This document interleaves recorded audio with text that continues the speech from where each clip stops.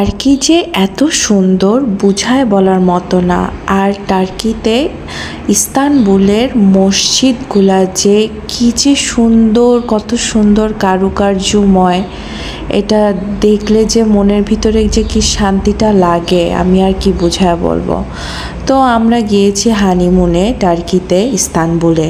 তো সেখানে গিয়ে আমি মসজিদগুলো দেখতে দেখতে একদম পুরা বেকুব। এত সুন্দর, এত বড়, এত পরিষ্কার পরিচ্ছন্ন টার্কি, মানে দেখেই মন প্রাণ সব জুড়ায় যায়। তো এটা হচ্ছে, এই মসজিদটার নাম হচ্ছে, আমার মনে হয় সোফিয়া, আমার মনে হয় মসজিদ সোফিয়া এটার নাম। বিশাল বড়। এখানে এই সোফিয়ার মধ্যে আরও অনেক 3-4টা মসজিদ আছে, যেমন হচ্ছে মসজিদ আহমেদ।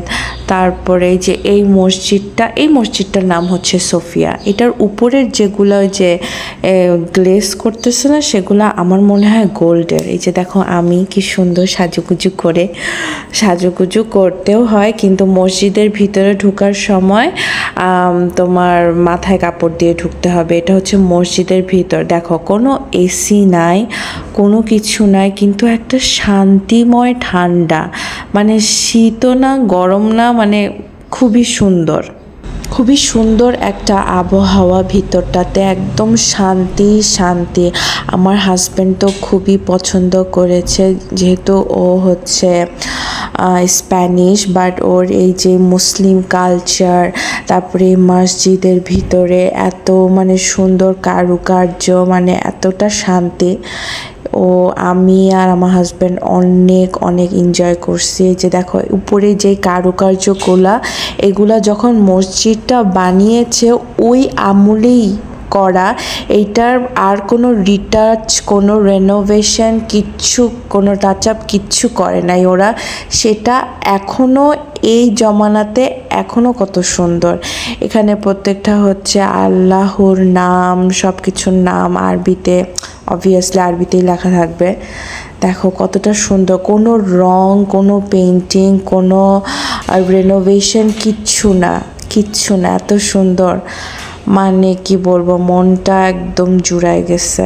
এটা হচ্ছে আমি, আমার হাজব্যান্ড তো মানে ছবি আর ভিডিও তোলাতেই মানে বিজি, কারণ ও এতটাই পছন্দ করছে। আর এখানে অনেক টুরিস্টরা আসে, বিভিন্ন ধর্মের, বিভিন্ন দেশ থেকে আসে দেখতে। খুবই সুন্দর।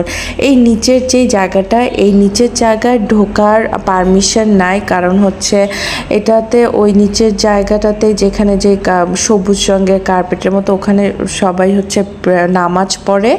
আর উপরে সেটা হচ্ছে সব ভিজিটার্সদের জন্য। আর এখানে হচ্ছে টার্কির ফেমাস যে আইসক্রিম খাওয়ার যে যে ভাইবটা হচ্ছে, সেটা আমি ভিডিও তুলতেছি। বাট আমার কাছে ওরকম না, যেটা একদম ভাইরাল যে দেখায় টিকটকে, ইনস্টাগ্রামে, যে অনেক মজাদার।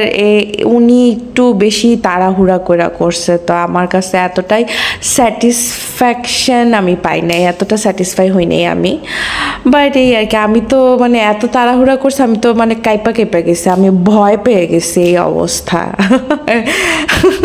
এই যে দেখো আমি কীভাবে ভয় পেয়ে গেছি, like this is so funny. But হ্যাঁ, আর তার মধ্যে আমি ভালো মতো আরও ভালো এনজয় করতে পারতাম। বাট আমি যেখানেই যাই সেখানেই আমি অসুস্থ হয়ে যাই, ঠান্ডা জ্বর সব কিছু লাগে। তারপর ওই দিনই আমরা রাতের বেলা একটা সুন্দর রোমান্টিক ডিনারে করতে যাই। দেখো, look at the view of Istanbul, it's so amazing, এত সুন্দর, মানে কীভাবে বলবো। আর সবচেয়ে বড় কথা হচ্ছে খুবই রিজনেবল প্রাইসে সব কিছু, মানে থাকা খাওয়া, সুন্দর রেস্টুরেন্টে খুবই রিজনেবল প্রাইসে এনজয় করা যাবে।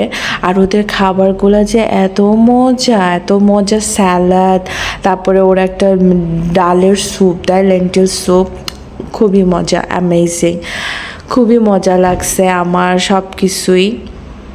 আর মজাটা আরও ভালো হইতো যদি আমি অসুস্থ না হইতাম। যাই হোক, কি আর করার, কপালে এটাই আছে, এই আর কি। আমরা এত মজা করছি। আর এটা হচ্ছে আমার আউটফিট ছিল আমাদের রোমান্টিক ডিনারের। গলায় একদম মাফলারের মতো পেঁচানো, কারণ হচ্ছে আমার প্রচণ্ড কাশ, তারপরে ঠান্ডা। এটা হচ্ছে টার্কির টিপিক্যাল চা আর এই ডেজার্টটা, ও মাই গড অ্যামেজিং।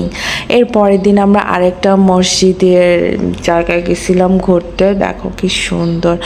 আমি একটা জিনিস বুঝলাম না, টার্কিতে ইস্তানবুলে সব জায়গায় বড় বড় টার্কির পতাকা খালি উঠতেই থাকে, মানে that's so interesting and amazing both way.